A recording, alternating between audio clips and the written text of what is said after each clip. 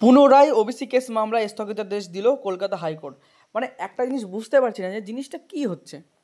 স্টুডেন্টদের সাথে পশ্চিমবঙ্গের যেসব স্টুডেন্টরা মানে নতুন করে কলেজে ভর্তি হবে, যারা বিভিন্ন রকম এন্ট্রান্স এক্সাম দেবে এবং যারা বিশেষ করে বিভিন্ন চাকরির পরীক্ষার জন্য এতদিন ধরে অপেক্ষা করেছিল, একটা প্রায় 1-1.5 বছর সম্পূর্ণ নষ্ট করা হলো এই ওবিসি কেস ঝামেলা নিয়ে।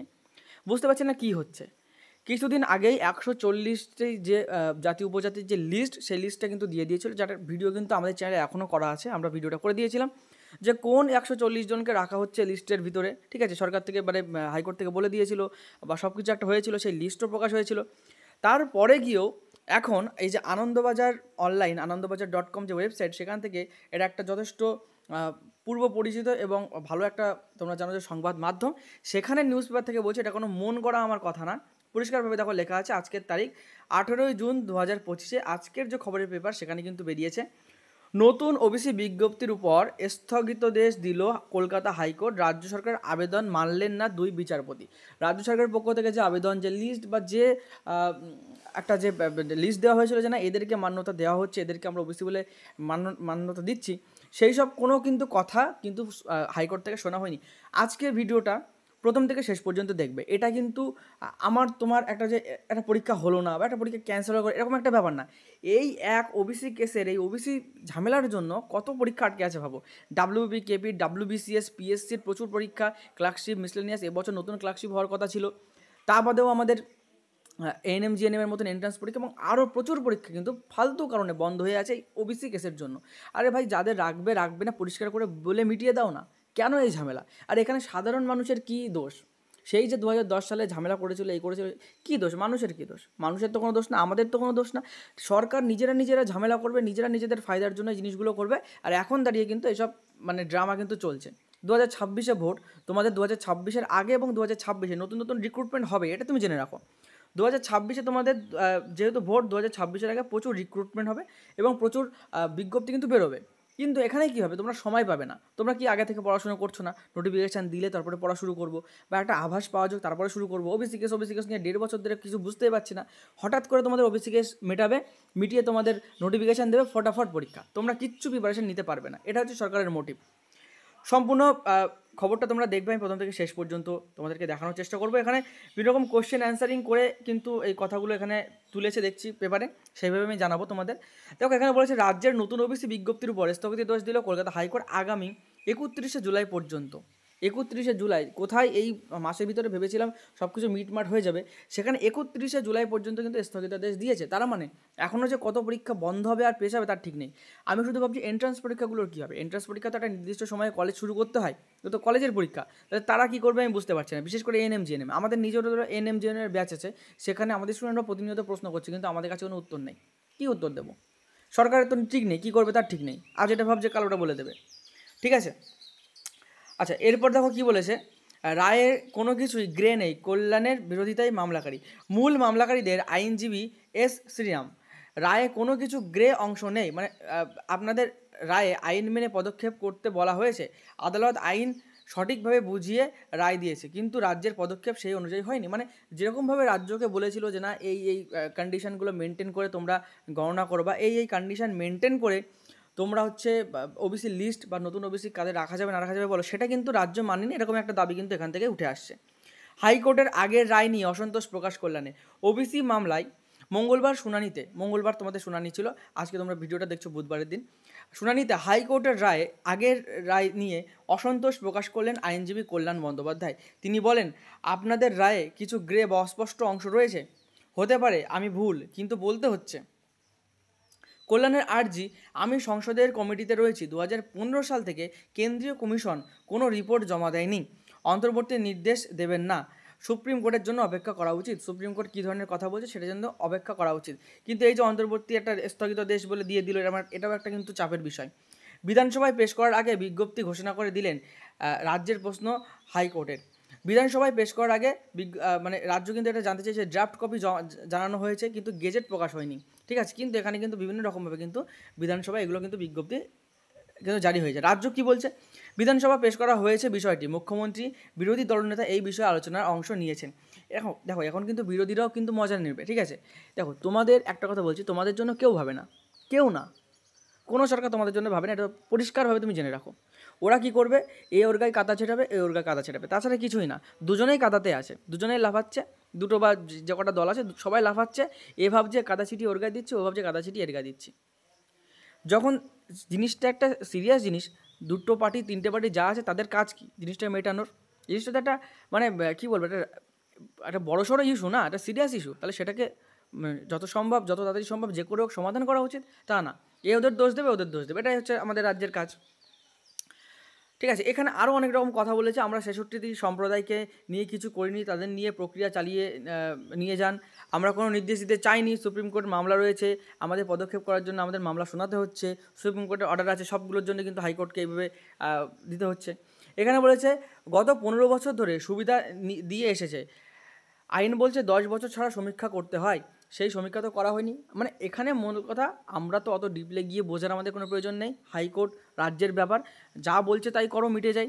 কিন্তু না, এখানে কিন্তু বিভিন্ন রকমভাবে কিন্তু জিনিসটাকে আরও লেন্দি করা হচ্ছে। এবং দুর্নীতি যেটাকে বলে, 26-এর আগে যদি অনেকগুলো ওবিসিদেরকে বাদও দেওয়া হয় তাহলে তারা কিন্তু সরকারের প্রতি অসন্তুষ্ট হবে। তো সেই সব দিকের জন্যই কিন্তু এগুলো হচ্ছে। সরকার চাইছে যে না, দেখা যাবে এরপরে কী হবে, যা ছিল তাই আছে, মধ্যে পড়ে 2 বছর নষ্ট। আচ্ছা, আরও কিছু কথা আমি তোমাদেরকে জানিয়ে দিচ্ছি এখানে, যে তাহলে কী হবে, তোমরা কী করবে সেগুলো তোমাদের কিন্তু আমি বলে দেবো। তার আগে আমি একটু দেখে নিই এখানে কী লেখা আছে, তোমাদেরকে একটু দেখাই। এখানে কিন্তু যে হাইকোর্টে বিভিন্ন যে কথোপকথন সেগুলোই কিন্তু এখানে স্পষ্ট করে দেওয়া আছে। এই যে লিঙ্ক আনন্দবাজার.com বা আনন্দবাজার অনলাইনের লিঙ্ক আমি ভিডিও ডেসক্রিপশনে দিয়ে দেবো, তোমরা গিয়েও কিন্তু একবার পড়ে নিতে পারো, ঠিক আছে। এবার শুনানির কথা আবার কী বলা হয়েছে, আবার এই যে অনেকটা কিন্তু টাইম দেওয়া হয়েছে এইখানে। তো দেখো, এক নজরে ওবিসি শংসাপত্র বাতিল মামলা, এখানে পরিষ্কারভাবে লেখা আছে 2010 সালের পরে তৈরি রাজ্যের সব ওবিসি শংসাপত্র বাতিল করে দেয় কলকাতা হাইকোর্ট। 2024 সালের 22শে মে, দেখো 2024-এর 22শে মে, 1 বছর কিন্তু হয়ে গেল, ওই নির্দেশ বহাল রেখে রায় দিয়েছিল আদালত। রায়ে বলা হয় 2010 সালের আগে 66টি সম্প্রদায় ওবিসি সার্টিফিকেট বৈধ, তারপর থেকে সব ওবিসি শংসাপত্র বাতিল করা হয়েছে। মানে 2010-এর আগে যেসব জাতিরা আসল ওবিসি বলে গণ্য ছিল, সেই সব জাতিগুলোকে, তাদেরকে না, এমন না কিন্তু যে তুমি 2010-এর পরে সার্টিফিকেট বের করেছো, 2012-য় তুমি সার্টিফিকেট বের করেছো মানে এই না যে তুমি ওবিসি থেকে বাদ, তা না।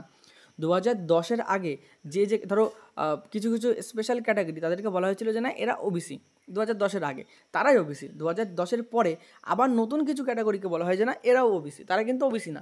সো সেই ক্যাটাগরিগুলোকে কিন্তু ওবিসি থেকে বাতিল করার কথা বলেছে। এমন না 2010-এর পরে তুমি সার্টিফিকেট বের করেছো, এমন হতে পারে তুমি 2024-এ বের করেছো, তার মানে কিন্তু তুমি বাতিল, তা না। তুমি যদি তোমার নাম, যে তুমি যে উপজাতি, সেটা যদি 2010-এর আগের লিস্টে থেকে থাকে তাহলে তুমি বাতিল না। এটা একটু কমপ্লিকেটেড আছে, যারা বিষয়টা জানো না। উচ্চ আদালতে ওই রায়কে চ্যালেঞ্জ করে সুপ্রিম কোর্ট যায় রাজ্য কী করে, হাইকোর্টকে চ্যালেঞ্জ করে সুপ্রিম কোর্টের কাছে যায়।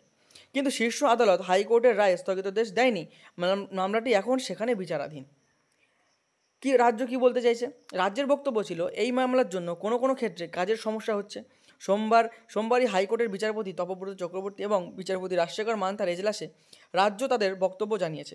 তাতে বলা হয় ওবিসি মামলার জন্য কলেজে ভর্তি থেকে শুরু করে নিয়োগ প্রক্রিয়া সব আটকে আছে। এইবারই তো রাজ্যের উপরে চাপ পড়বে, যে কলেজে ভর্তি প্রক্রিয়াটা সময় থাকে, একটা সেমিস্টার সিস্টেম থাকে, একটা কলেজের ডিউরেশন থাকে, যে না এই সময় থেকে শুরু সেমিস্টার বা ইয়ার, এবং এই 3 বছর এই সময়ের ভিতরে শেষ করতে হবে, এরকম একটা কন্ডিশন থাকে।